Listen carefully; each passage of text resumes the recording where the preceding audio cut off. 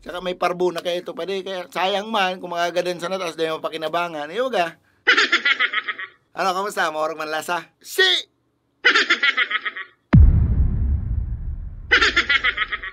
Joke lang, mga ina.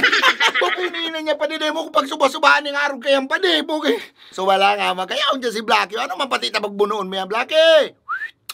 Pupininan niya pa di biglang nagpundo sinangos ko sa imo. Ara mong day ko nagkakastang ido. Mga suba sa naman, mga garo ka. Bango tong ido, adobong ikusto pa di. Si mga ikos mi bagay ito, ilig din, nasiging pang uronas ng panirabo, kaya aradubohong ko baga. Mukininan niya, brother, nung gani. Ayo, joke lang. Mukininan niyang trip mo ang pandi. Di ka nga magparasuban ng araw kayo. Iba pati sila sa kang adobo mo. Pero masiram. Ano nga nito? Araw kayo yung kanipadi, ano? Mukininan niya ang pandi. Ano nga nito?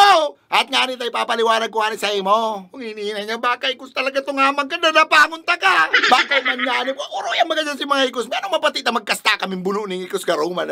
Subaman sa na ito. Mukininan niya, brother. Di ka nga magparasuban ng araw kayo. Alam mo nang kadakul-dakul kung siniba. At subaman sa na nga, bako man itong ido. Bako mapati itong lamas. Lalong bako itong ikos mo. Actually, ang totoo kayang pa di, adobong kino to ba di?